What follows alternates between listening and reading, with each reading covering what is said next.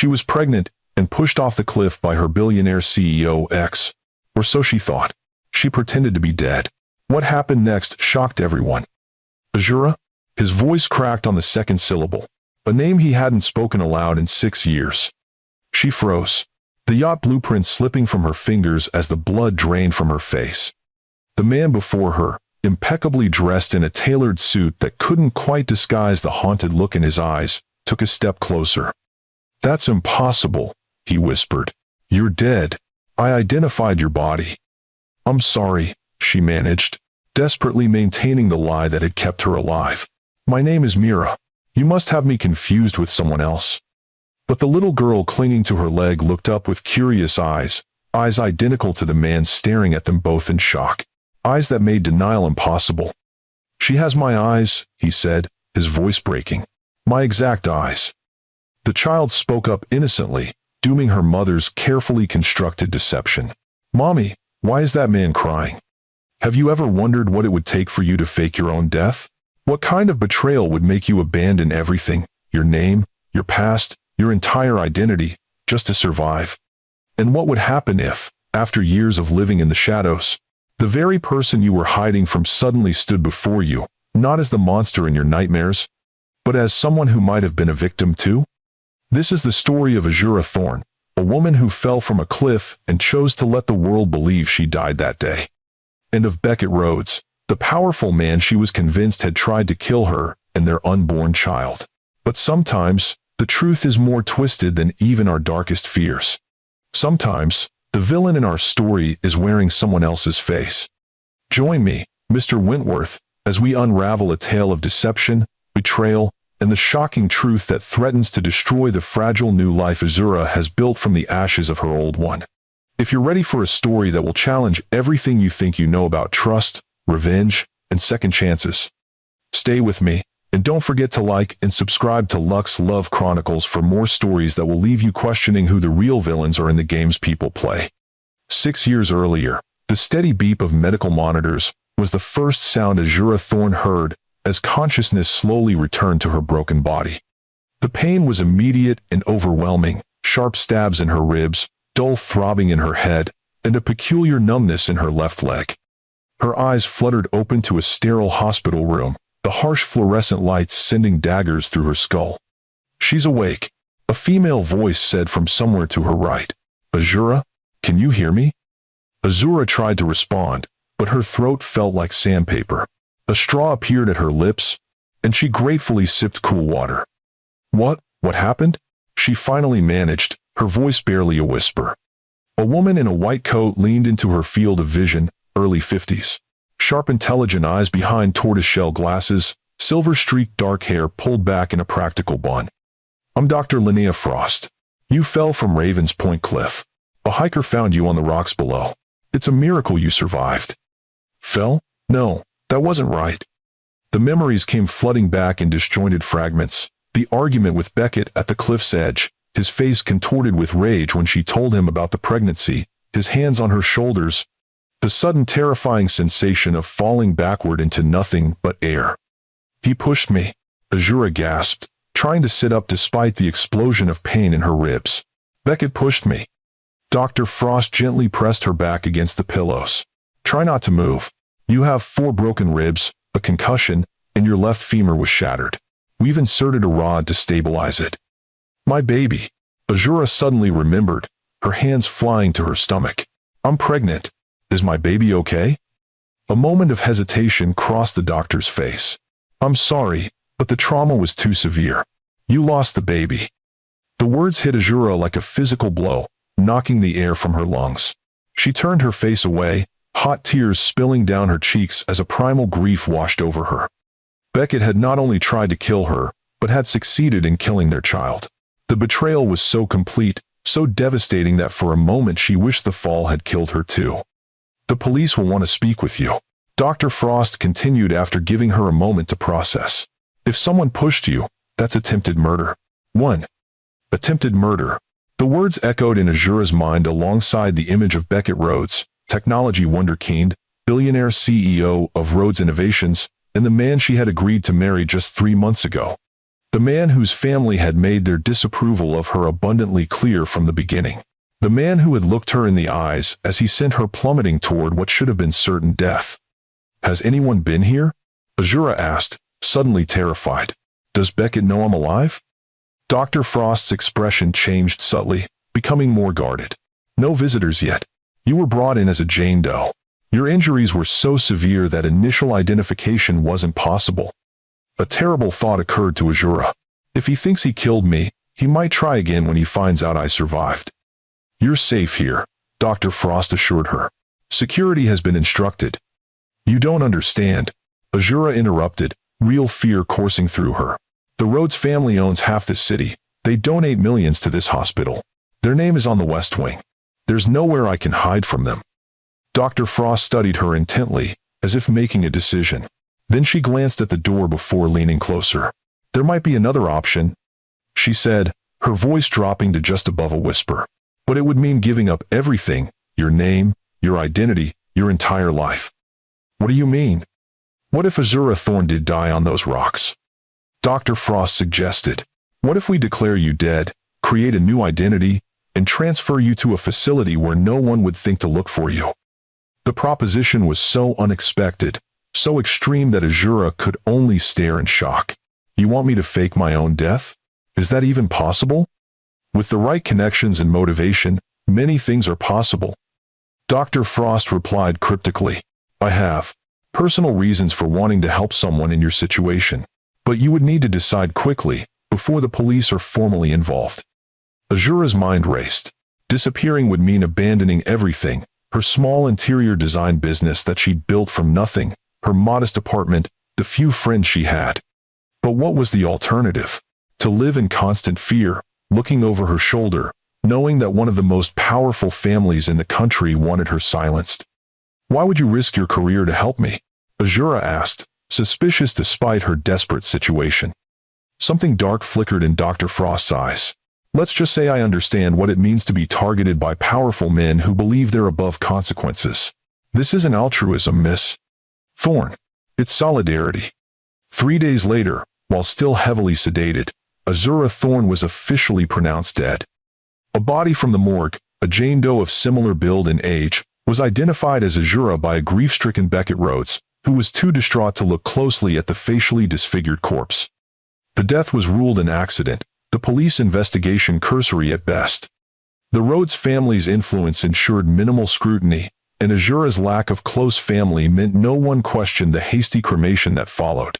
Meanwhile, the real Azura was transferred under heavy sedation to a private medical facility 3 states away, where she would spend the next 6 months recovering from her injuries and preparing for a life that was no longer her own.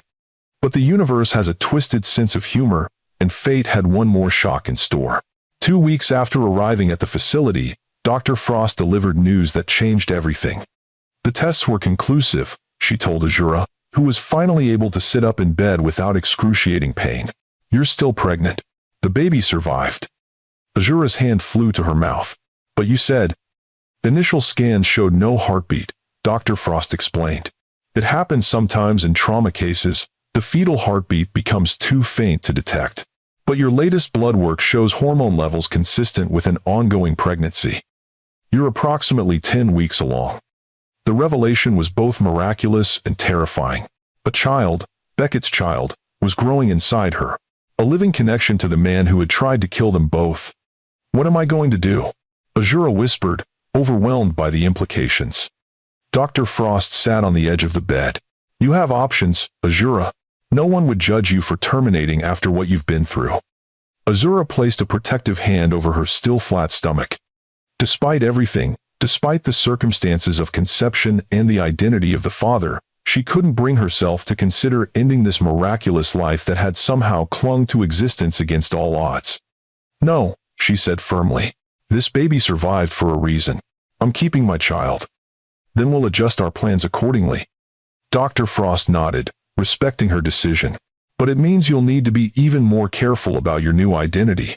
A child complicates things. A child complicates things." Indeed, the pregnancy did complicate the already challenging process of becoming someone else. While her body healed, Azura worked with Dr. Frost and a small team of trusted associates to create Mira Reed, a graphic designer from Seattle, with a clean but unremarkable background. She learned to speak with a slight Pacific Northwest accent, studied the geography and local culture of a city she'd never visited, and practiced signing a name that still felt foreign to her fingers. As her belly grew, so did her determination. By the time Phoenix Reed was born, a healthy 7-pound girl with her father's striking blue eyes, Azura had fully committed to her new life. She would raise her daughter in safety, far from the Rhodes family's influence. Phoenix would never know the truth about her father or the violence that had nearly claimed both their lives before she was even born. With Dr. Frost's help, Mira and baby Phoenix relocated to Osprey Cove, a small coastal town nearly 3,000 miles from where Azura Thorne had died. The doctor provided startup funds. "Consider it an investment in your future," she'd said, which Mira used to establish a modest design, consulting business specializing in yacht interiors. Her natural talent, combined with the wealthy clientele of the upscale marina, allowed her to build a comfortable life for herself and Phoenix. For 6 years, she lived in peaceful anonymity. Phoenix grew into a bright, curious child with an uncanny aptitude for puzzles and patterns that sometimes made Mira's heart ache with the reminder of her father's brilliant mind. The nightmares never completely disappeared. Mira would still sometimes wake gasping for breath, the sensation of falling vivid in her mind, but they became less frequent as time passed. Until the day the past came roaring back into her carefully constructed present. Mira was in her small studio office at the marina, reviewing blueprints for a luxury catamaran interior, when her assistant Jade burst in without knocking. "Have you seen this?" Jade thrust her tablet into Mira's hands, eyes wide with excitement. "Rhodes Innovations just announced their new neural interface. It's going to revolutionize everything. And guess what? Beckett Rhodes himself is coming to the tech conference at the Grand Harbor Hotel next week." Mira's blood turned to ice as she stared at the screen. There he was, Beckett Rhodes, looking only slightly older than she remembered. Same chiseled features, same confident posture, same intense blue eyes that she saw every day in her daughter's face. The eyes of a man who had pushed her off a cliff and left her for dead. "Are you okay?" Jade asked, noticing her boss's sudden pallor. "You look like you've seen a ghost." The irony of the statement might have made Mira laugh if she weren't struggling to breathe. "I'm fine," she managed. "Just a migraine coming on." After Jade left, Mira locked the door and sank to the floor, panic threatening to overwhelm her. Beckett Rhodes, here in Osprey Cove. Her carefully constructed safe haven suddenly felt like a trap. Should she run? Take Phoenix and disappear again? But where would they go? How many times could she reinvent herself before the fragile foundation of her life crumbled completely? That evening, as Phoenix chattered about her day at school over dinner in their small but charming beach cottage, Mira made a decision. She wouldn't run. Not this time. She would be cautious, avoid the areas where conference attendees might gather, and trust that 6 years, a different name, and the subtle physical changes from her injuries would be enough to keep her unrecognizable if they happened to cross paths. "Mommy, you're not listening," Phoenix complained, waving a small hand in front of her mother's face. "I'm sorry, sweetie." Mira refocused on her daughter, this beautiful, innocent child who had no idea of the danger that had just entered their lives. "Tell me again about your science project." Phoenix launched back into her explanation of marine ecosystems with the enthusiasm only a 6-year-old could muster for algae and tide pools. Mira forced herself to engage, to be present for her daughter, while suppressing the fear that churned beneath the surface of her carefully maintained composure. Later that night, after Phoenix was asleep, Mira retrieved a small fireproof box from the back of her closet. Inside was a burner phone that she had kept charged but unused for 6 years. She dialed the only number programmed into its memory. "I was wondering when I'd hear from you," Dr. Frost answered without preamble, as if they'd spoken yesterday instead of years ago. "He's coming here," Mira said, her voice barely above a whisper. "To Osprey Cove. For a tech conference." A moment of silence. "Are you planning to run?" "I don't know. Should I?" "That depends," Dr. Frost replied carefully, "on whether you're still convinced he pushed you." The question caught Mira off guard. "What do you mean?" "Of course he pushed me. I remember it clearly." Memory is a tricky thing. especially in traumatic situations. The doctor said, "There's something I never told you. Something I found when I was examining you that first day." Mira's hand tightened around the phone. "What?" "Trace evidence under your fingernails. DNA that wasn't yours. And wasn't Beckett Rhodes's either." The revelation hit Mira like a physical blow. "What are you saying?" "I'm saying there may have been someone else on that cliff with you," Dr. Frost replied. "Someone who may have been the real person who pushed you. Or perhaps someone who tried to save you." "Huh? Why didn't you tell me this before?" "Because you were traumatized, pregnant, and convinced Beckett was the culprit. You needed certainty to move forward with your new life, not more questions." A pause. "But now that he's entering your orbit again, perhaps it's time to consider that your memory of that day might not be as reliable as you believe." After ending the call, Mira sat in the darkness of her bedroom, mind racing. Could she have been wrong? Had 6 years of believing Beckett tried to kill her been based on a false memory? The thought was almost as destabilizing as the news of his impending arrival. She closed her eyes, forcing herself to revisit the memory she'd spent years trying to suppress. The cliffs at Raven's Point, the argument, Beckett's face when she told him about the baby. But now, trying to focus on the details, she realized how fragmented the memory actually was. She remembered falling, remembered the sensation of hands on her shoulders, but the rest was a blur of emotion and fear rather than clear recollection. Had her mind filled in the blanks, casting Beckett as the villain, because of the tension that had been building between them in the weeks before? Because of his family's obvious disdain for her?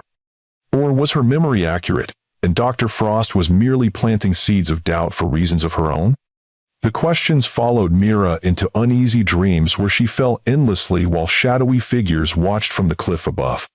The tech conference began 3 days later, bringing an influx of industry professionals to the normally quiet coastal town. Mira had rearranged her schedule to work from home as much as possible, venturing to the marina only when necessary, and at times when conference attendees were likely to be in sessions.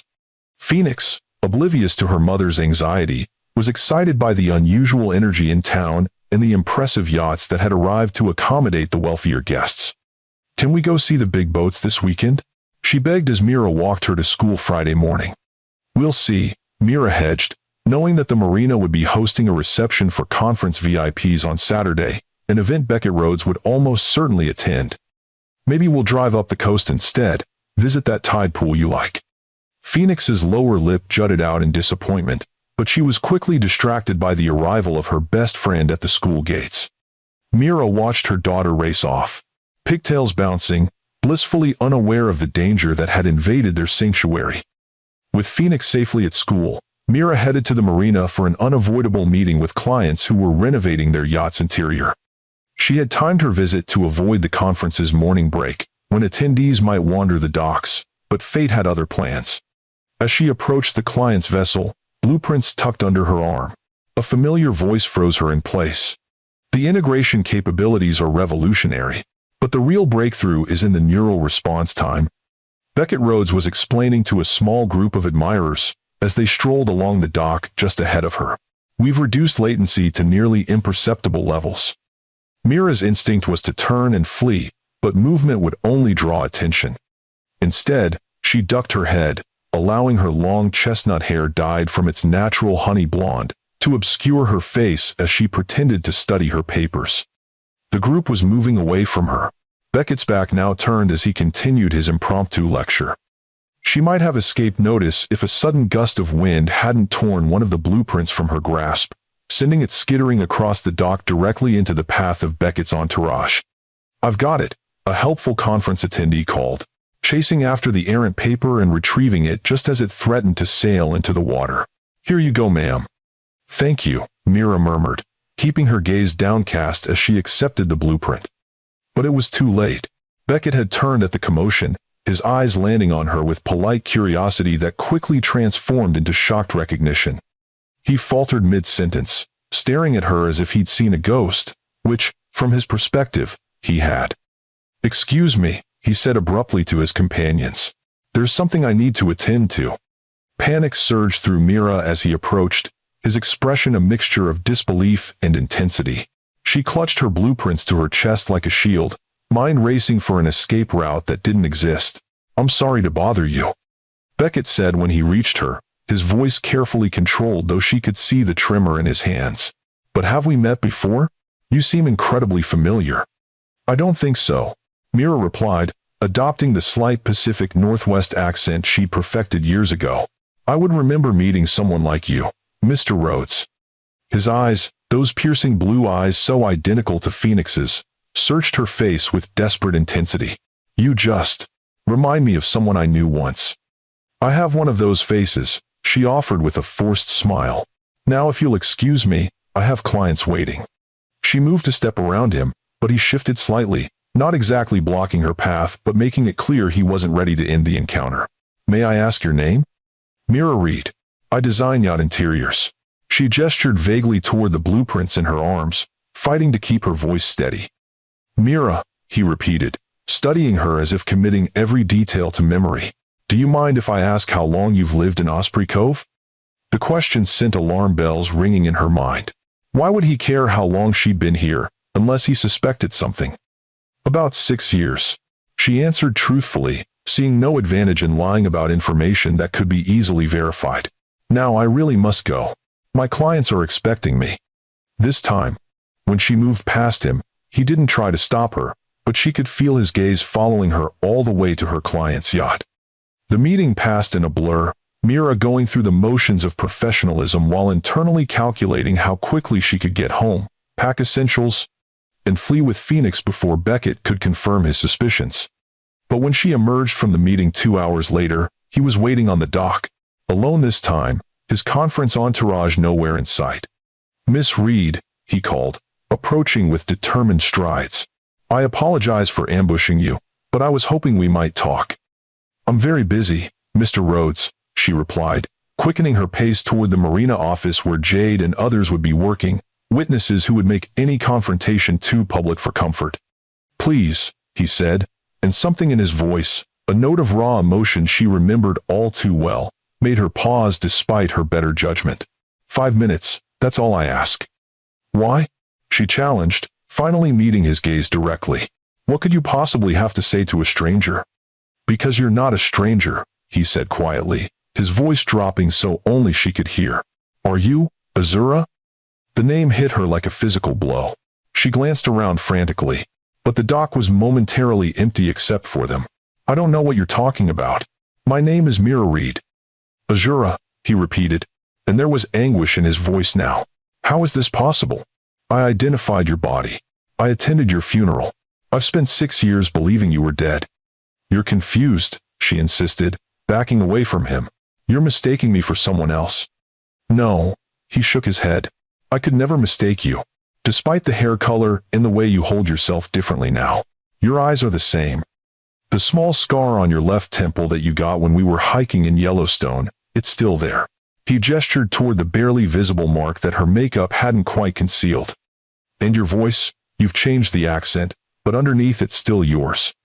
Trapped in the lie with no plausible escape, Mira felt her carefully constructed world beginning to crumble. "What do you want from me?" "The truth," he said simply. "Why did you disappear? Why let me believe you were dead? Do you have any idea what that did to me?" A surge of anger burned through her fear. "What it did to you? You pushed me off a cliff. You tried to kill me and our baby because the great Beckett Rhodes couldn't have his perfect life derailed by an unexpected pregnancy." Her accusation seemed to physically stagger him. "What are you talking about? I never pushed you. I would never hurt you. I loved you." "Then why was I found broken and bleeding at the bottom of Raven's Point?" she demanded, years of suppressed rage finally finding voice. "Why do I still have nightmares about falling, about your hands on my shoulders shoving me backward?" "That's not what happened," he insisted, genuine horror in his expression. "I wasn't even on the cliff when you fell. I was on my way there to meet you when I got the call that there had been an accident." His denial was so convincing, so seemingly authentic that for a moment Mira's certainty wavered. But then she remembered the sensation of falling, the betrayal she'd felt in that moment, and her resolve hardened again. "You're lying," she hissed. "Just like you've been lying to the world for 6 years, pretending to mourn while building your empire on my grave." "Azura, my name is Mira." She cut him off. "Azura Thorne died that day on the cliffs, just like you wanted. Now leave me alone, or I'll call security." She turned to storm away, heart pounding with adrenaline and fear, when his next words stopped her cold. "You were pregnant." Mira froze mid-step, her back still to him. When you fell, you were pregnant." Beckett continued, his voice thick with emotion. "You were going to tell me that day. I found out afterward, from the autopsy report, a baby I never knew about until it was too late." She turned slowly to face him, searching for any sign of deception. "How did you know I was going to tell you that day?" "Because you texted me," he said. "Meet me at our spot. I have news that will change everything." Those were your exact words. "I assumed you were going to break our engagement. Things had been strained between us for weeks.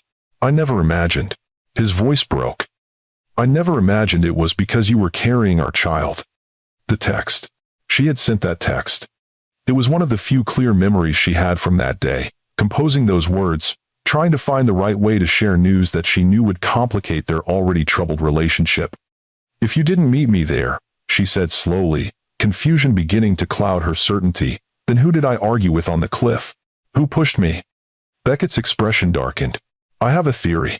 One that's haunted me for 6 years. But this isn't the place to discuss it."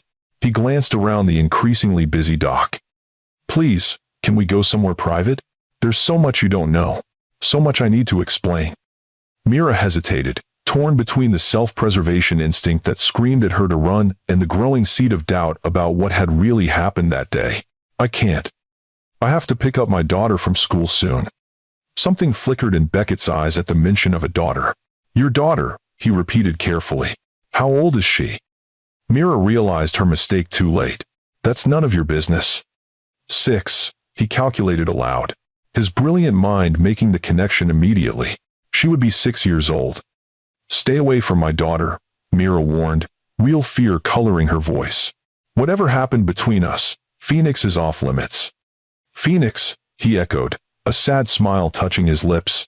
"You named her after the bird that rises from the ashes." "It's perfect."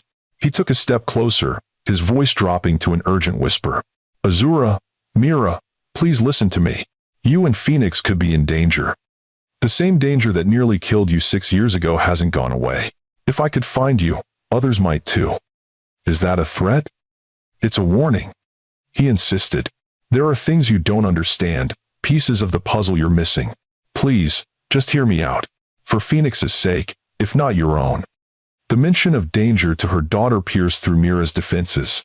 Whatever had happened between them, whatever Beckett had or hadn't done, Phoenix's safety was her paramount concern. "1 hour," she conceded finally. "Meet me at Lighthouse Park at 4. Come alone, or I won't be there." 1. Relief washed over his features. "Thank you. I'll be there." As she walked away, Mira's mind was in turmoil. Could she have been wrong all these years? Could the memories she built her entire new life around be false?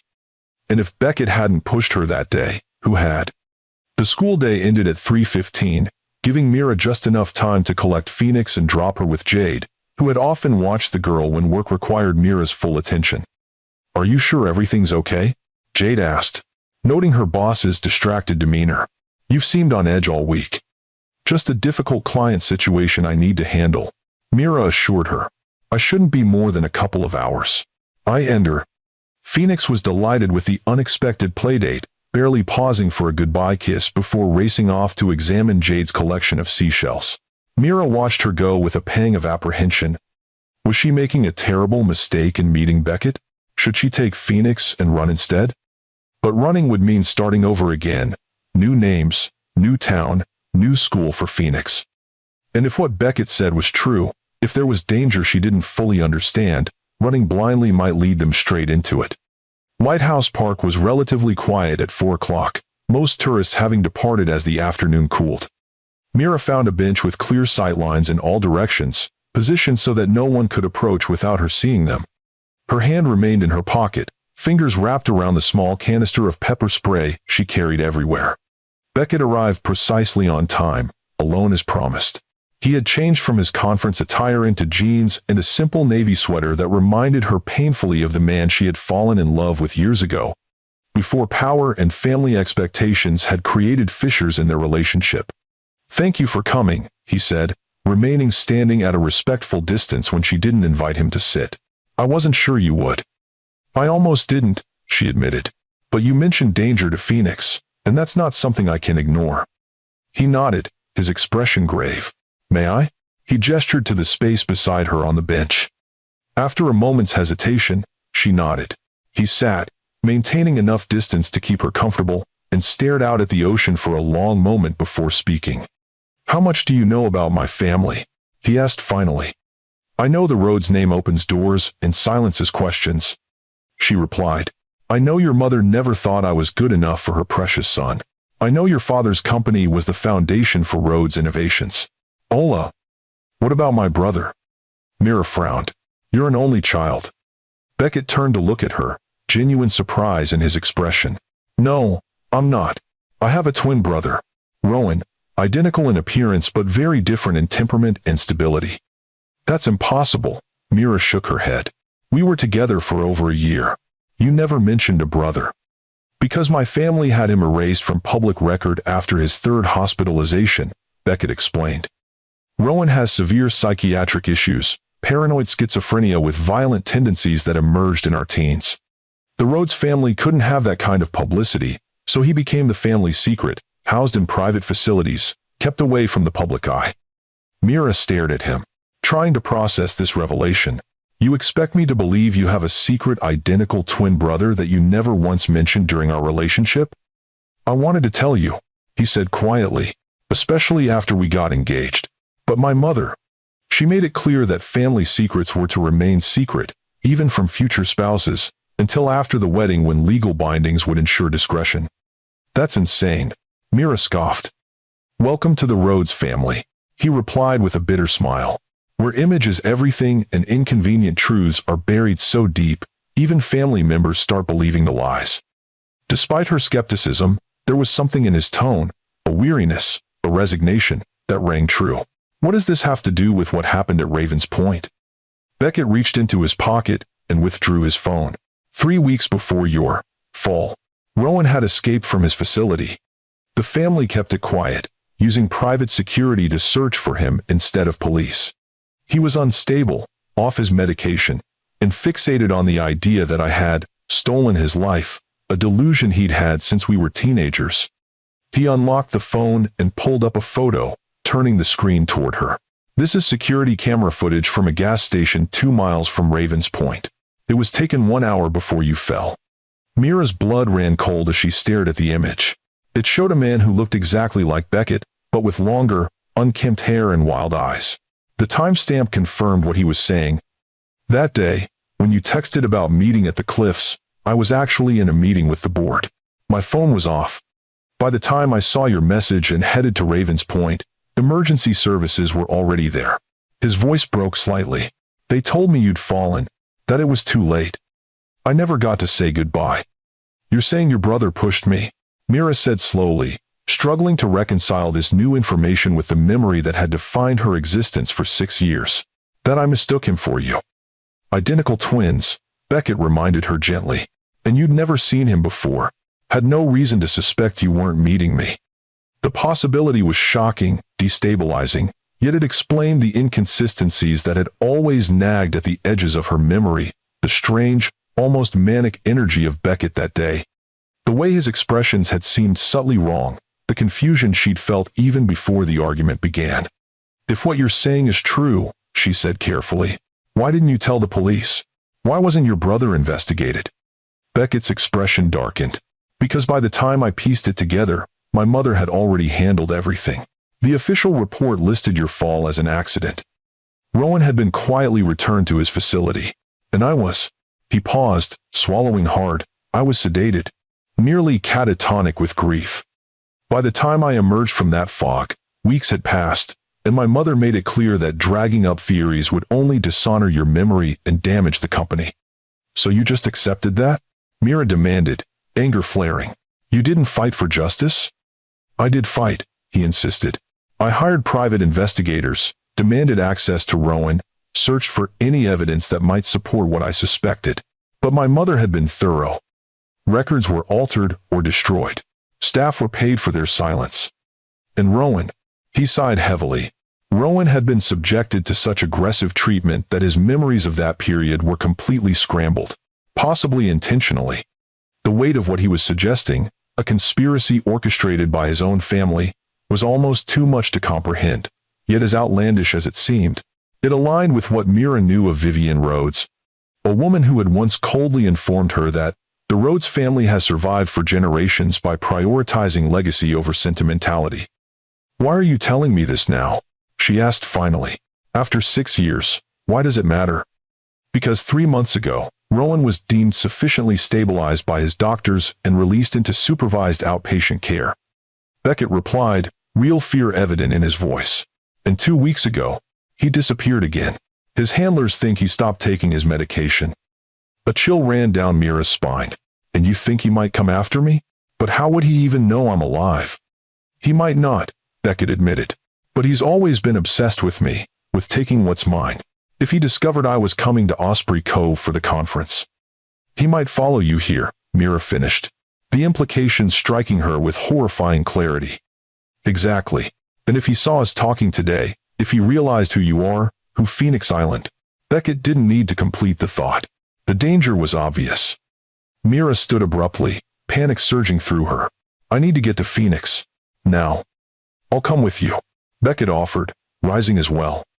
"No," she shook her head firmly. "I don't know if I believe your story, and even if I do, I'm not ready for Phoenix to meet you. Not yet." Something like pain crossed his features, but he nodded in acceptance. "At least let me give you my private number. Not the one anyone else has, a direct line only to me.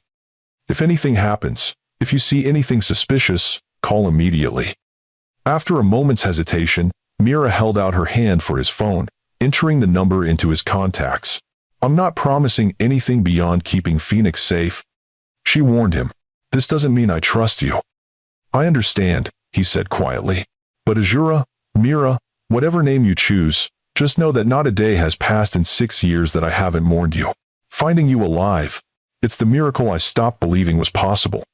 His sincerity was disarming, echoing the man she had once loved rather than the monster who had populated her nightmares. But 6 years of living in fear, of building a life around the certainty of his betrayal, couldn't be undone in a single conversation. "I need time," she told him. "Time to process all of this, to decide what I believe." "Of course," he agreed readily. "I'll be at the conference until Sunday. After that, I can arrange my schedule around whatever makes you comfortable." The casual way he referenced rearranging the schedule of one of the world's most influential CEOs, as if nothing could possibly be more important than this conversation, was so characteristic of the Beckett she had known that it sent a pang of recognition through her. "I'll be in touch," was all she committed to before turning to leave. "Azura," he called after her, using the name that still felt like hers despite 6 years of answering to another. "She has my eyes, doesn't she? Phoenix." Mira paused without turning back. "Yes," she admitted. "Exactly your eyes." She didn't wait for his response, striding purposefully toward her car with the desperate need to reach her daughter, to hold Phoenix close and protect her from dangers that suddenly seemed to be closing in from all sides. But as she drove toward Jade's apartment, Mira couldn't shake the feeling that everything she had believed for 6 years might have been built on a misunderstanding, a case of mistaken identity with catastrophic consequences. And if Beckett was telling the truth about his brother, about the family conspiracy to cover up what had really happened that day, then the danger she had been hiding from all these years was still very real. Only now, it wasn't just her life at stake. It was Phoenix's too. If this story of deception, mistaken identity, and possible redemption has caught your attention, please like this video and subscribe to Lux Love Chronicles with Mr. Wentworth. In our next episode, we'll discover if Mira can trust Beckett's incredible story, what really happened on that cliff 6 years ago, and most importantly, whether a mother's fierce protection will be enough to save her daughter from a danger she never saw coming.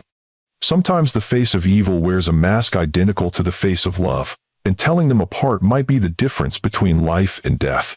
Mira's hands trembled as she drove toward Jade's apartment, her mind racing with implications of everything Beckett had revealed. A twin brother, a family conspiracy, the possibility that the foundation of her entire new life was built on a case of mistaken identity. It was almost too much to process, Yet the threat to Phoenix gave her no luxury of time for careful consideration. As she pulled into Jade's driveway, she forced herself to take several deep breaths, not wanting to alarm Phoenix with her obvious distress.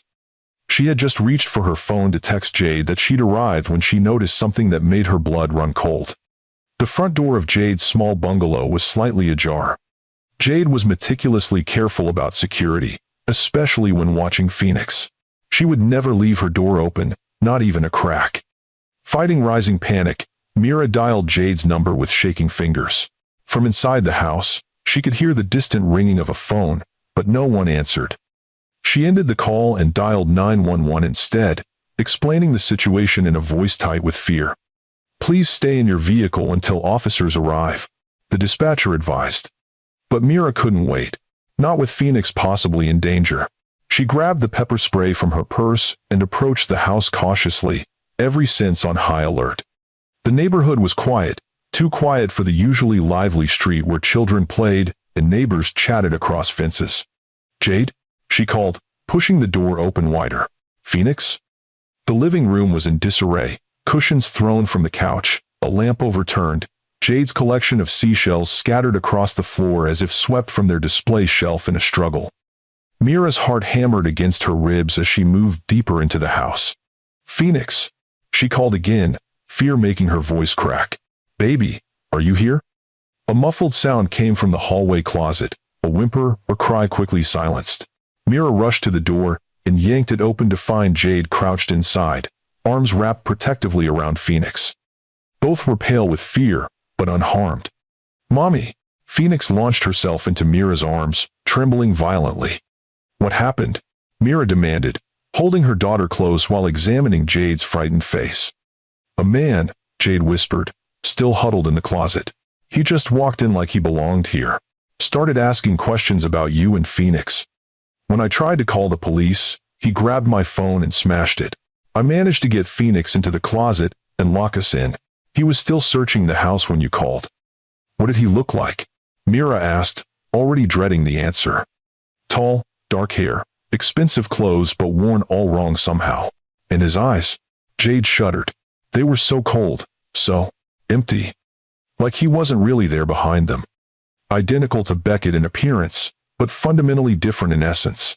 Just as he had described his twin." "The police are on their way," Mira assured them, pulling Jade to her feet. "Did he say what he wanted?" "He kept asking where she was, said it was time to finish what he started." Jade wrapped her arms around herself, still shaking. "Mira, who was that man? What's going on?" Before Mira could formulate a response that wouldn't reveal too much, the wail of police sirens approached. Relief flooded through her, but it was short-lived as another realization struck. She couldn't explain this to the police without revealing her true identity, without the whole truth coming to light. But Phoenix's safety had to come first. If that meant exposing her 6-year deception, so be it.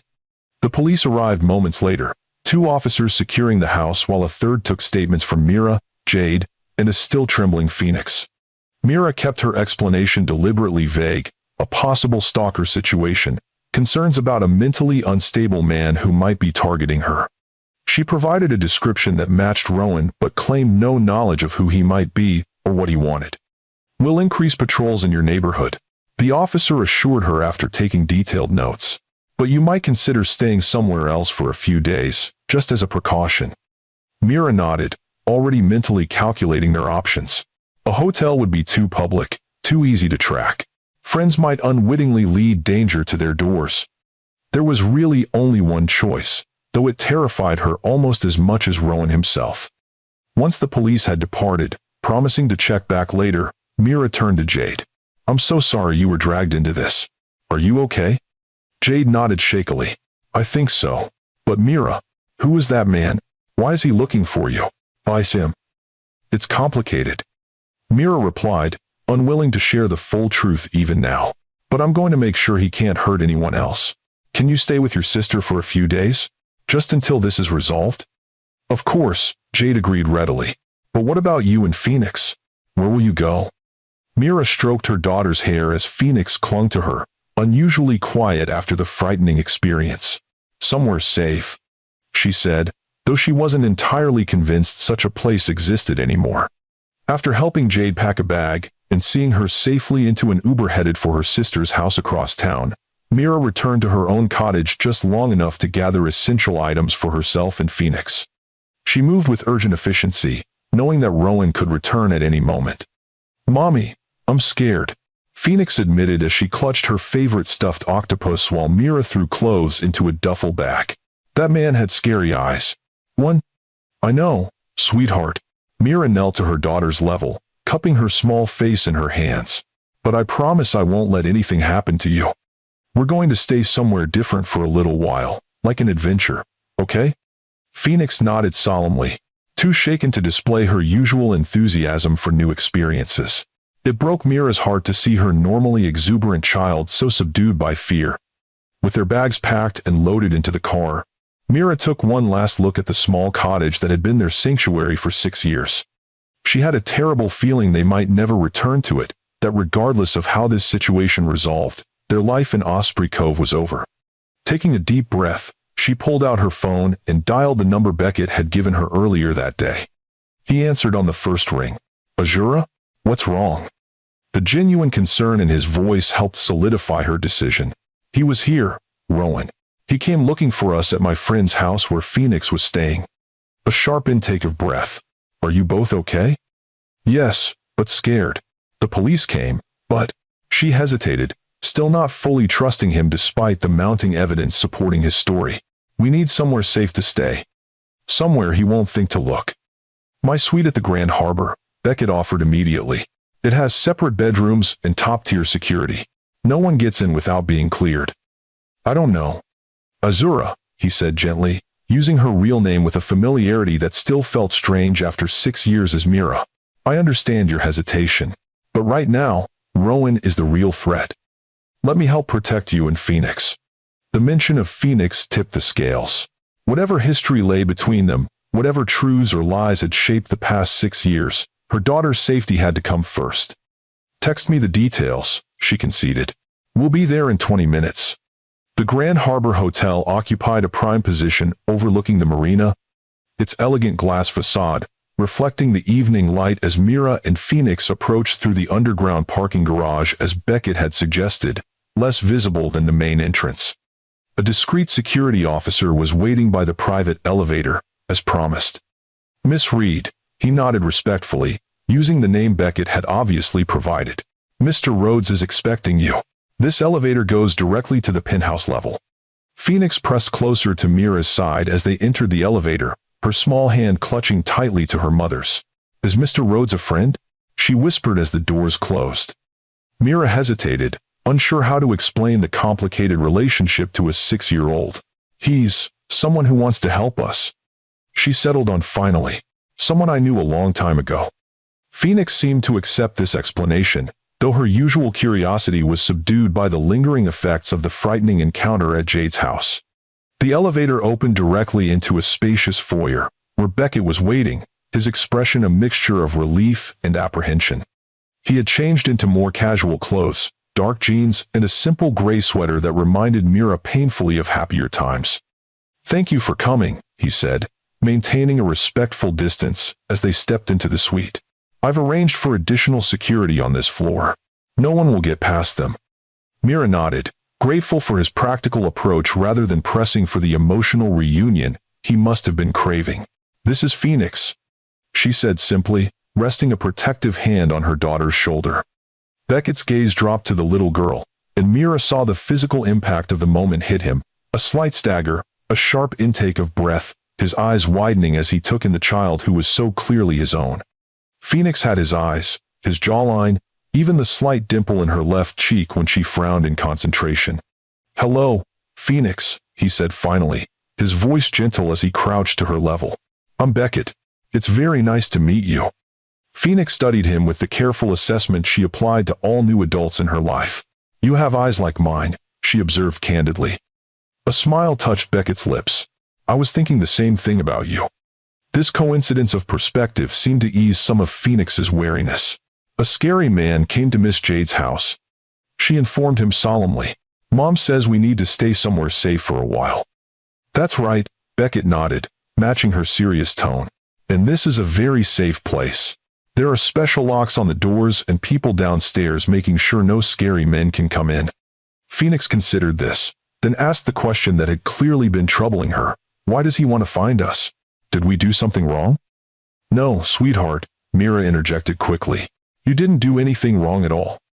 The scary man is confused. Beckett added carefully. He sometimes gets mixed up about things and people, but the important thing is that you and your mom are safe here. Phoenix nodded, seemingly satisfied with this explanation for now. I'm hungry, she announced. Emotional resilience of childhood, asserting itself as basic needs took precedence over fear. I ordered room service. Beckett gestured toward the dining area, where covered dishes waited. I wasn't sure what you'd like, so there's a selection. Thanks.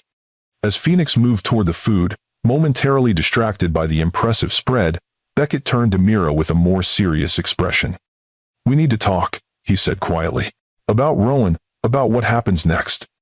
After she's asleep, Mira agreed, nodding toward Phoenix. She's been through enough for one day.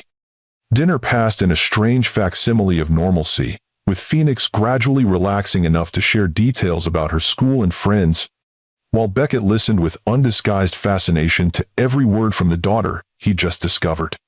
Mira observed their interaction with a complex mixture of emotions, gratitude for Beckett's natural ease with Phoenix, fear about what Rowan's appearance meant for their safety, and lingering uncertainty about whether she could fully trust the man sitting across from her.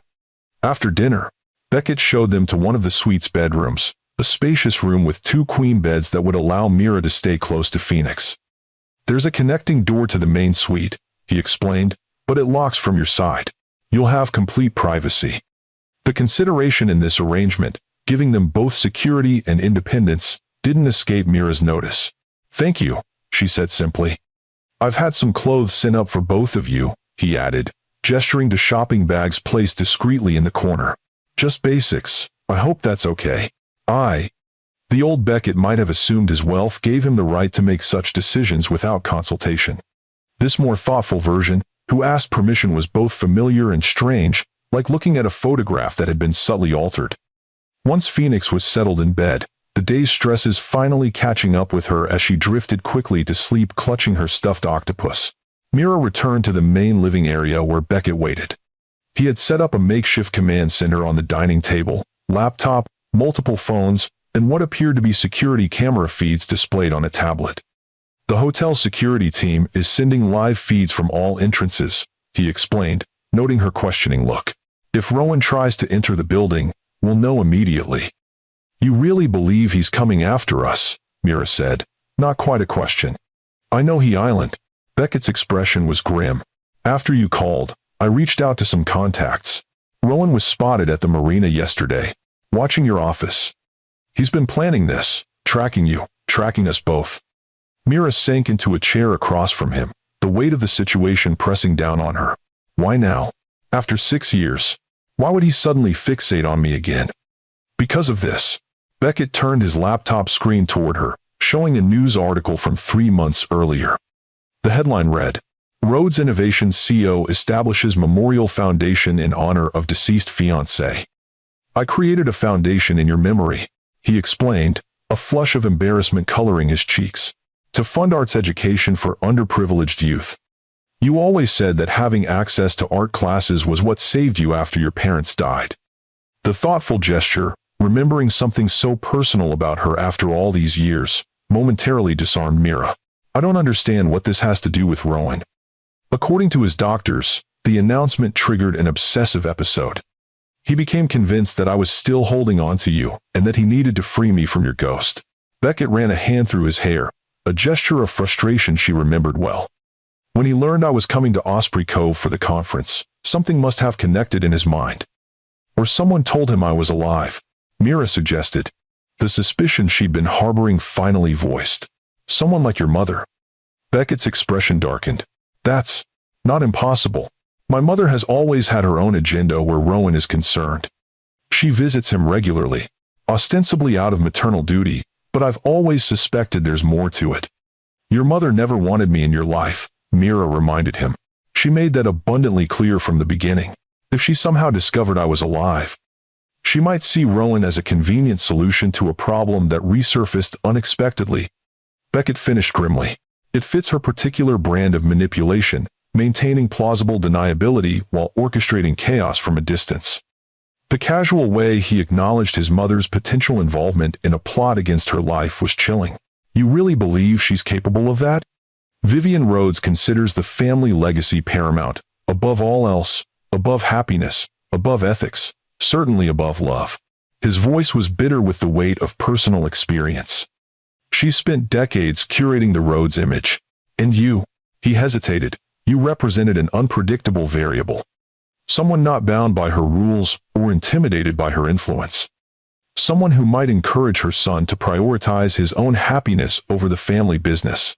Mira added, remembering the subtle and not so subtle ways Vivienne had tried to undermine their relationship. Exactly. Beckett's gaze met hers directly.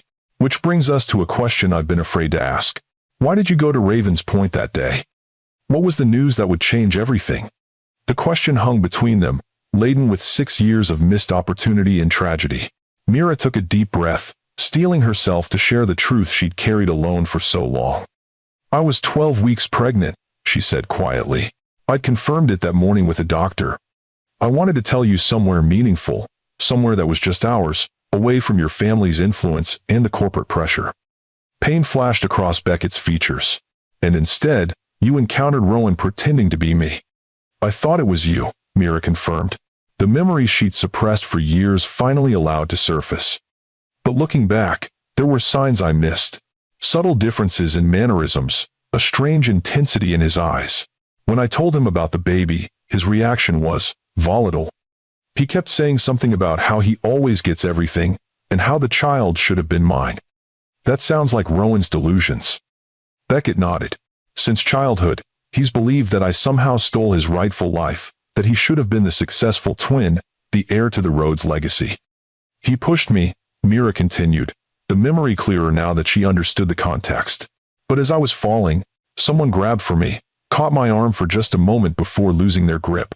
I remember seeing a second figure, but it was all so fast, so chaotic. I arrived just as you fell, Beckett said, his voice rough with emotion. I saw Rowan at the cliff edge, saw you falling. I lunged for you but couldn't reach in time. By the time I made it down to the rocks, emergency services were already there, and Rowan had disappeared. The revelation that Beckett had been there, had tried to save her, shifted something fundamental in Mira's understanding of that day. For 6 years, she believed he had pushed her, had wanted her, and their child dead. The truth, that he had tried desperately to save them, was almost too painful to absorb. Why didn't you tell the police? She demanded, a flare of anger breaking through her shock. Why let everyone believe it was an accident? I tried, he insisted, leaning forward with urgency. But by the time I regained consciousness at the hospital— What do you mean, regained consciousness? After I thought you died, I apparently became hysterical. The paramedics sedated me. When I woke up hours later, my mother was there with our family lawyer. They told me you were gone, that your body had been identified, that arrangements were being made. I was still in shock, barely functional. And Rowan? Back in his facility, according to my mother. She claimed he'd had a psychotic break, had no memory of what happened, and that pursuing charges would only result in traumatic publicity with no justice for your death. Beckett's voice cracked on the last words. She convinced me that honoring your memory meant moving forward, not dwelling on a tragedy that couldn't be undone. So you just accepted that, Mira said flatly. No, he shook his head firmly. I spent months investigating privately, trying to build a case against Rowan, trying to understand why he had targeted you specifically. But every lead disappeared, every potential witness changed their story, every piece of evidence somehow vanished before I could document it. Your mother's influence. Almost certainly, Beckett's expression hardened. It was only years later that I began to suspect how deep her manipulation went, that she might have known about Rowan's obsession with you and deliberately failed to warn either of us. The scope of the conspiracy Beckett was suggesting was staggering, a mother willing to risk her son's fiancé's life, rather than accept her as part of the family. Yet Mira had experienced Vivienne's cold calculation firsthand, had seen the lengths to which she would go to maintain control over her son's life. If what you're saying is true, Mira said slowly, then your mother might be helping Rowan even now. It's more than possible, Beckett agreed grimly. Which is why we need to be extremely careful about our next steps. What are our options? We could go to the police, tell them everything, your real identity, what happened 6 years ago, Rowan's history. But without concrete evidence, it would be our word against my mother's, and the Rhodes family influence runs deep, even here. And it would mean exposing Phoenix to public scrutiny. Mira added, the thought making her physically ill. The media would have a field day, the dead fiancé returning with the secret heir to the Rhodes fortune. Exactly. Beckett hesitated, then continued cautiously. There's another option. I have a private security team. I trust implicitly, people who owe their loyalty to me, not my family. They could relocate you and Phoenix somewhere safe while I deal with Rowan and my mother. You want us to run, Mira translated, a hint of her old fire returning. To hide while you handle everything. I want you to be safe, he corrected gently. Both of you. I've been hiding for 6 years, Beckett. I'm tired of running, tired of looking over my shoulder, tired of living a lie. She straightened, decision crystallizing. Whatever happens next, I want to face it directly. Phoenix deserves a mother who stands her ground, not one who keeps disappearing at the first sign of trouble. A smile ghosted across his lips, pride, respect, and something else she wasn't ready to name. You always were the strongest person I knew. Before she could respond, Beckett's phone chimed with an alert. He glanced down at the screen, his expression immediately shifting from reminiscence to sharp focus. Security alert, he explained, tapping rapidly on his tablet to bring up camera feeds. Someone's attempting to access the service elevator using a staff keycard that was reported missing an hour ago. Mira moved to his side, watching as the security camera showed a figure in a hotel uniform standing at the service elevator, head carefully angled away from the camera. Is it him? She asked, though she already knew the answer. It's Rowan, Beckett confirmed grimly. Security is responding, but we should prepare for the possibility that he might make it up here. He pulled open a drawer and removed a handgun, checking it with practiced efficiency. You keep a gun in your hotel room? Mira asked, startled. After 6 years believing my brother murdered the woman I loved. I don't take chances, he replied simply. Stay with Phoenix. Lock the bedroom door. I'll handle this. No. Mira shook her head firmly. We face this together. I need to know the truth, need to look him in the eye and understand why he tried to kill me, why he's still hunting me after all this time. Azura, it's too dangerous. Rowan is unstable, unpredictable, and I've spent 6 years becoming someone who doesn't back down from threats. She interrupted. I'm not the same woman who fell from that cliff, Beckett. I won't hide in the bedroom while you risk your life for us. Their standoff was interrupted by another alert from the tablet, the security team reporting that the suspect had escaped the service area before they could apprehend him. He knows we're on to him, Beckett said, moving quickly to secure the suite's main entrance. He'll try another approach. As if summoned by his words, a soft knock came at the door, not the forceful pounding of security or the aggressive entry they'd expected, but a gentle, almost hesitant rap. Room service, called a voice that was eerily similar to Beckett's, but with subtle differences. A slightly higher pitch, a faint tremor underlying the words. Beckett and Mira exchanged glances, silent communication passing between them with surprising ease despite their years apart. He moved to position himself beside the door, gun ready but out of sight, while Mira stepped to the side, grabbing a heavy crystal vase as an improvised weapon. We didn't order anything, Beckett called through the door. Complimentary champagne, the voice replied. For the tech conference keynote speaker. Leave it outside. I'll get it later. A pause. Then, I know she's in there, brother. I can feel her presence. You can't hide her from me forever. The pretense abandoned, Rowan's voice took on a more manic quality that sent chills down Mira's spine. Beckett tensed, his finger moving to the gun's trigger guard. Rowan, you need help, he said firmly. Let me call your doctors. We can work through this together. A harsh laugh echoed through the door. Always the reasonable one. Always the good son. Did you tell her how you stole my life? How it should have been me running the company, me with the perfect fiancé, me with the adoring public. No one stole anything from you, Beckett replied, his voice deliberately calm. Your illness created delusions that... Illness? Rowan's voice rose sharply. Is that what Mother calls it? A convenient illness to explain away the twin who didn't fit the Rhodes image? The twin who saw through her manipulations? Mira's grip tightened on the vase as she processed the implications of Rowan's words.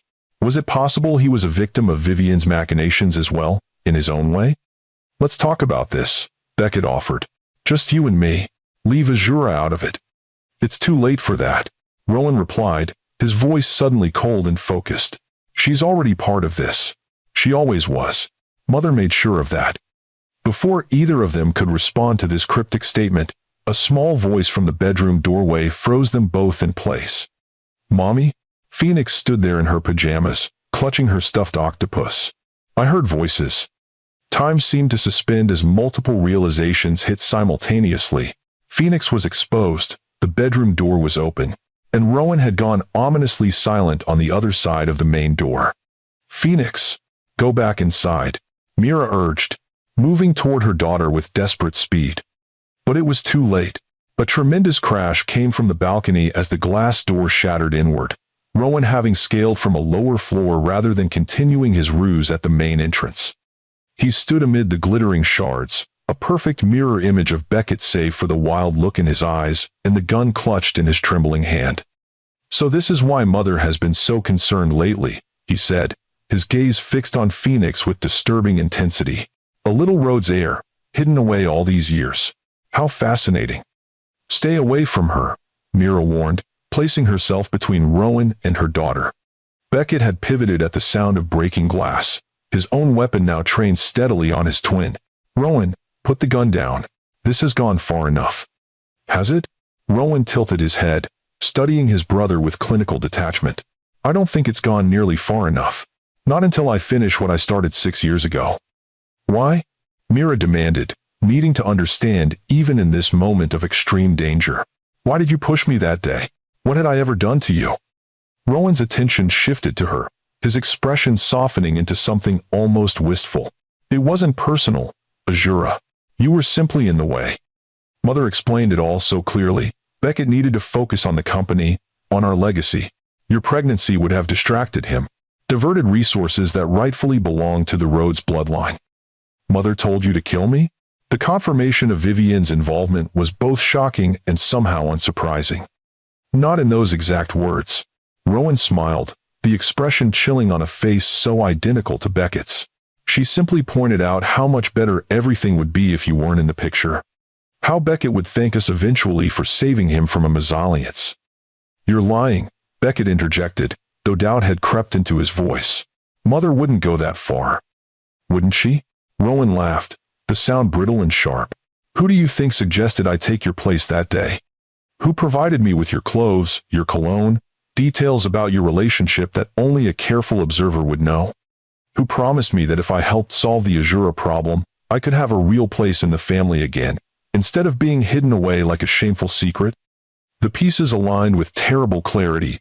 Vivian's determination to separate Beckett from Azura, her immediate control of the situation after the accident, her careful management of the narrative that followed. It hadn't been mere opportunism. It had been calculated orchestration from the beginning. I tried to save you, Beckett told Mira, his gaze never leaving his brother even as he spoke to her. When I realized what was happening, I raced to the cliff. I almost reached you in time. I remember, Mira said softly. Someone grabbed my arm as I fell. It was you. How touching, Rowan sneered. The star-crossed lovers, reunited against all odds. But you're forgetting something crucial. He shifted his aim toward Phoenix, who stood frozen in terror behind her mother. History has a way of repeating itself, doesn't it? Another cliff, another choice about who lives and who dies. No one is dying today, Beckett stated firmly, his gun unwavering. It's over, Rowan. Security is already on their way. There's no escape this time. I don't need to escape, Rowan replied with eerie calm. I just need to finish what I started. What Mother always intended. Everything happened in a blur of motion, Rowan lunging toward Phoenix, Mira throwing herself forward to intercept him, Beckett shouting a warning as he tried to get a clear shot without risking Mira or their daughter. The struggle was chaotic, desperate, Mira fighting with the ferocious strength of a mother protecting her child while Rowan's madness gave him unpredictable power. The gun went off, the sound deafening in the confined space of the suite. For a terrible moment, no one moved, the tableau frozen in shock. Then Rowan staggered backward, a look of surprise crossing his features as he looked down at the spreading crimson stain on his shirt. But it wasn't Beckett who had fired. It was a third figure standing in the now open doorway of the suite, an elegant woman in her 60s with silver-streaked dark hair and the bearing of someone accustomed to command. "Mother?" Beckett's voice was thick with disbelief. Vivian Rhodes lowered the small pistol she held, her expression unreadable as she surveyed the scene before her. "He was always going to be a liability," she said, matter-of-factly. "I should have realized that 6 years ago." Rowan collapsed to his knees, one hand pressed to his wound, the other still weakly gripping his gun. "You promised," he gasped, looking up at Vivian with betrayal in his eyes. "You said I could come home if I fixed your mistakes." "My dear boy," Vivian replied, her tone almost gentle despite the coldness in her eyes. "You were the mistake, one I've spent far too long trying to manage." "You set him up," Mira realized, holding Phoenix close as she stared at the woman who had orchestrated her nightmare. 6 years ago, and again now. "You knew I was alive, knew where to find me. You manipulated Rowan into coming after me again." "Necessity often requires difficult choices," Vivian said calmly. "Rowan's obsession with destroying his brother's happiness made him useful once. I had hoped to utilize that tendency again, creating a situation where he would eliminate both of you cleanly, leaving Beckett properly focused on the company once more." "My God," Beckett whispered, horror dawning as he finally confronted the full extent of his mother's machinations. "You were willing to sacrifice your own granddaughter.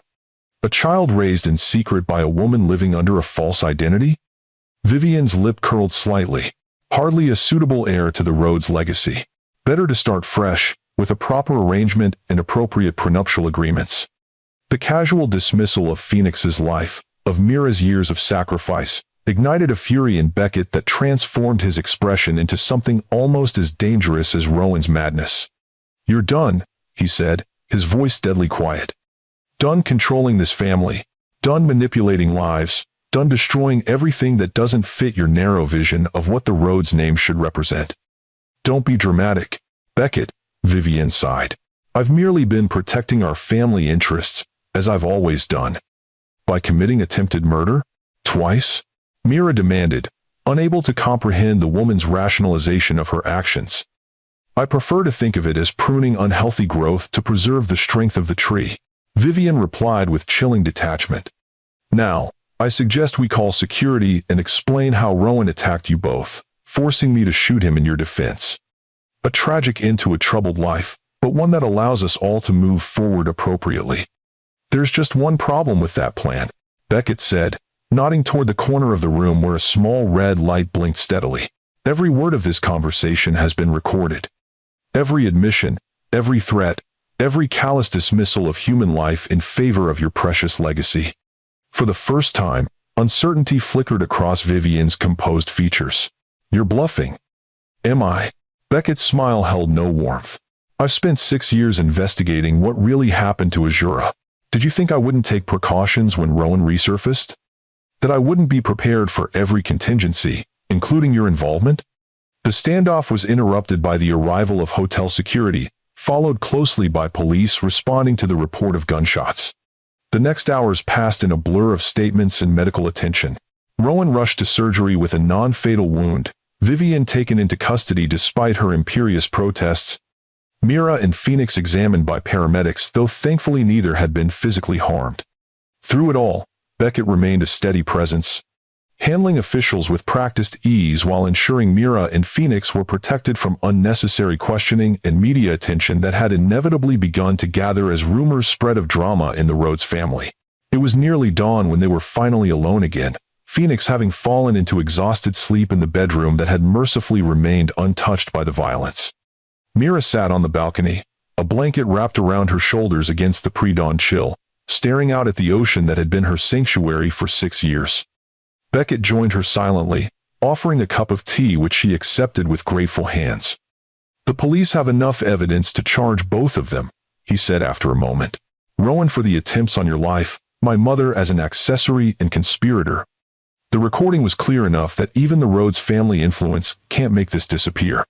Mira nodded, too drained for words. The revelation of Vivian's calculated malevolence, the confrontation with Rowan, the shattering of the careful life she built, it was overwhelming. A tidal wave of reality crashing through the walls she constructed to protect herself and Phoenix.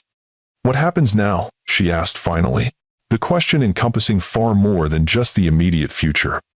That depends, Beckett replied carefully, on what you want, what Phoenix needs, what future you envision now that the truth is known.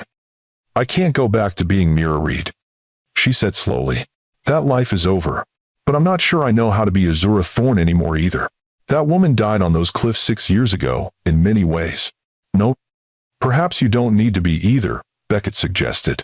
Perhaps you can be someone new, someone who carries the strength you found as Mira and the dreams you had as Azura. The idea was both terrifying and liberating, the possibility of integration rather than reinvention, of building on both parts of her life rather than choosing between them. And Phoenix? She asked, the question that mattered most. What does this mean for her? Beckett's expression softened at the mention of their daughter. Whatever you decide, whatever relationship you're comfortable with me having in her life. I won't pressure you, won't use the Rhodes name or resources to force my way into her world. But I'd like the chance to know her, to be her father in whatever capacity you feel is appropriate. The humility in his request, the absence of entitlement she might have expected, touched something deep within Mira. This was not the ambitious young CEO who had been manipulated by his family's expectations, nor the grieving man who had been deceived into believing he'd lost everything. This was someone tempered by loss, by regret, by the realization of what truly mattered. She needs stability, Mira said finally. After everything that's happened, she needs to feel safe, to understand that her world isn't going to keep shifting beneath her feet. Of course, Beckett agreed immediately. We can take things slowly, at whatever pace works for both of you. And us? She asked, finally voicing the question that hung between them. What happens to us, Beckett? He met her gaze directly, the intensity in his blue eyes, Phoenix's eyes, unwavering. 6 years ago, I lost the future I wanted more than anything. I lost you, lost our child, lost the life we might have built together. I've spent every day since then trying to understand what happened, trying to honor the memory of what we had. He paused, choosing his words carefully. I won't pretend those years didn't change me, didn't change you. We're different people now. But the core of what I felt for you, that hasn't changed. I spent 6 years hating you. Mira admitted quietly. 6 years believing you tried to kill me, that you valued your company more than our child. That hatred became a foundation I built my new life upon. I understand, he said, acceptance rather than hurt in his voice. And I don't expect that to disappear overnight, if ever. But it wasn't real. She continued. It was based on a lie, a manipulation so elaborate that I never questioned it. And now I'm left wondering what's true, what's genuine in how I feel. Perhaps we both need time, Beckett suggested. Time to process the truth, to adjust to this new reality. Time to discover who we are now, without lies or manipulation between us. Mira nodded, grateful for his understanding. I'd like that. A chance to know you again, as we are now, not as we were then. As the first rays of sunrise broke over the horizon, casting golden light across the ocean, Mira felt something shift within her, not forgiveness exactly, for there was nothing to forgive Beckett for. But perhaps the beginning of healing, of accepting that the past was more complex than she had believed, and the future more open than she had dared to hope. 6 months later, the beachfront property just outside Osprey Cove was smaller than the Rhodes family estate but infinitely more welcoming, a modern home with walls of glass that embraced the natural beauty of its surroundings rather than imposing upon it. Phoenix had her own wing, decorated according to her exacting specifications with an ocean-themed bedroom and adjoining laboratory where her scientific curiosity could flourish. Azura, who had reclaimed her name, while maintaining Mira as a professional identity for her design business, stood on the deck watching Phoenix and Beckett on the beach below. Their heads bent together as they examined something in a tide pool. The past months had brought monumental changes, Vivian and Rowan both imprisoned awaiting trial, The Rhodes family business restructured under new leadership after Beckett stepped down as CEO to focus on humanitarian technology initiatives and the gradual, careful building of a new family dynamic that honored truth while creating space for healing. They're cataloging sea creatures again, observed Dr. Linnea Frost, joining Azura on the deck with 2 glasses of iced tea. Phoenix is determined to create the most comprehensive tide pool inventory on the West Coast, with the most sophisticated database a 6-year-old has ever designed. Azura added with a smile, accepting the drink gratefully. Beckett's been teaching her coding. It's terrifying how quickly she picks it up. The doctor had become a regular presence in their lives since the truth emerged, her early role in saving Azura and Phoenix creating a bond that had deepened into genuine friendship. It was Linnea who had helped Azura navigate the complex legal and emotional process of reclaiming her identity while protecting Phoenix from media scrutiny. "How are you feeling about the trial next month?" Linnea asked, her professional instincts for emotional well-being never entirely absent. "Nervous," Azura admitted. "Testifying means publicly acknowledging everything, the fall, the deception, the years in hiding. Phoenix will have questions I'm not sure I'm ready to answer." "Children are remarkably adaptable," Linnea reminded her, "especially when they feel secure in being loved. And that child has never doubted your love for a moment." Below them, Phoenix had apparently made an exciting discovery, judging by her animated gestures and Beckett's impressed response. The ease between them, the natural bond that had formed despite their years apart, was both beautiful and bittersweet to witness. "And Beckett?" Linnea inquired carefully. "How are things progressing there?" A complicated question with an equally complicated answer.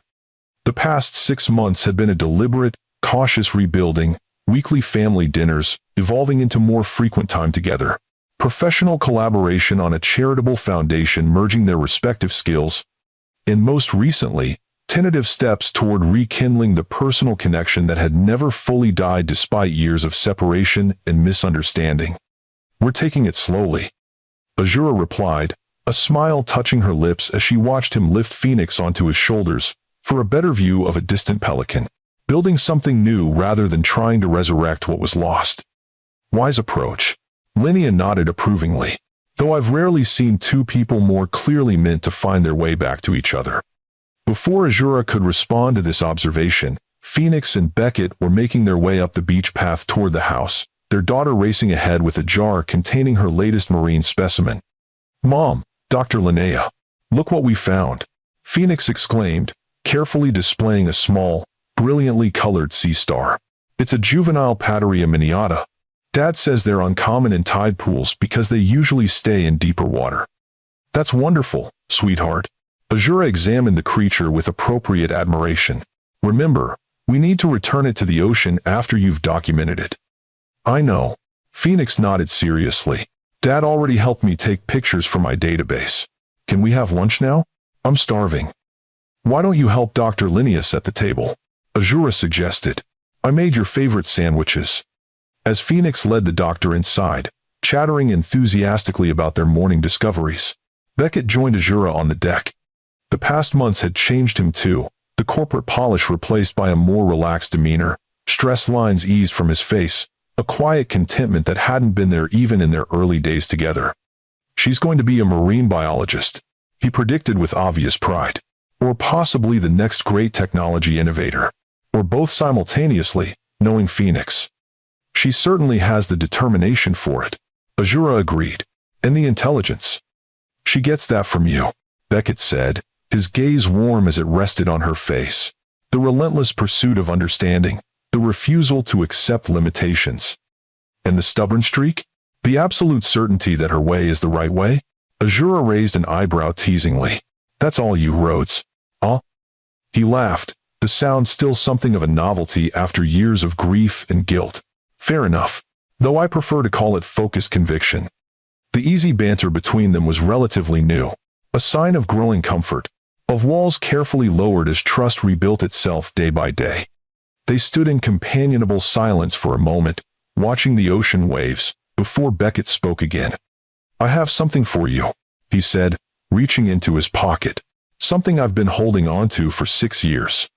He opened his palm to reveal a small velvet box, worn at the edges from years of handling. Azura's breath caught as she recognized it, the ring box he'd given her the day of their engagement, containing the sapphire and diamond ring that had been lost in the fall. "You kept it all this time?" "It was the only tangible piece of you I had left," he admitted. "During the worst days, when the grief seemed unbearable, holding this was the only thing that helped." He opened the box to reveal not the original ring as she'd expected, but something new, a platinum band set with 3 stones, a larger sapphire flanked by 2 smaller diamonds. "This isn't a proposal," he clarified quickly, seeing her surprise. "At least, not the traditional kind. It's more of a promise, a new beginning." "Beckett. The stones represent our past, our present, and our future," he explained. "The sapphire for what we once had, the diamonds for what we're building now. You, me, and Phoenix as a family, whatever form that takes." The thoughtfulness of the gesture, the respect for her need for autonomy even as he expressed his own hopes, touched Azura deeply. 6 years ago, she might have expected grand gestures and public declarations from Beckett Rhodes. This private moment, this careful offering of possibility rather than presumption, spoke volumes about how they had both grown. "It's beautiful," she said softly, taking the box from his hand, "and the sentiment behind it even more so." "You don't need to wear it," he assured her. "I just wanted you to have it, to know that whatever happens between us, whatever path we choose together or separately, these 3 stones will always represent what matters most to me." 1. Azura studied the ring, the way the light caught the facets of the stones, creating depths and dimensions that shifted with each movement. Like their relationship, complex, multifaceted, capable of reflecting light even from the darkest angles. "I'd like to wear it," she decided, removing the ring from its box. "Not as an engagement ring, but as a symbol of where we've been and where we might go. A reminder that sometimes what seems broken beyond repair can be transformed into something new, something different but equally valuable." Beckett smiled as she slipped the ring onto her right hand, a deliberate choice that acknowledged this was not simply a return to their past, was worth more than any declaration of love could have been. It held hope, patience, and most importantly, respect for the journey they were navigating together. "Mom, Dad, lunch is ready," Phoenix called from inside the house, the simple domesticity of the moment a stark contrast to the drama that had brought them to this point. As they turned to join their daughter, Beckett's hand found Azura's, their fingers intertwining with the natural ease of 2 people finding their way back to each other after a long separation. Not the same people who had parted on that cliff 6 years ago, but perhaps better versions. Stronger, wiser, more capable of building something that could withstand the storms life might still bring their way. The past could not be changed, the years lost never reclaimed, but the future stretched before them, undefined and full of possibility, a blank canvas rather than a predetermined path. And for the first time in 6 years, Azura found herself looking forward without fear, embracing not just survival, but the prospect of genuine happiness for herself and the daughter who had been her anchor through the darkest times. Sometimes, she reflected as they joined Phoenix and Linnea at the table, what appears to be an ending is merely a painful but necessary detour on the way to where you were always meant to be. And sometimes, against all odds and reason, second chances come disguised as the very tragedies we believe have destroyed us. If this story of deception, redemption, and second chances resonated with you, please like this video and subscribe to Lux Love Chronicles with Mr. Wentworth. Remember that sometimes the truth is more complex than our fears would have us believe, and that even in our darkest moments, unexpected light can find its way through. Until next time, look for the miracle hidden within what seems like disaster. It might just lead you to the life you were always meant to live.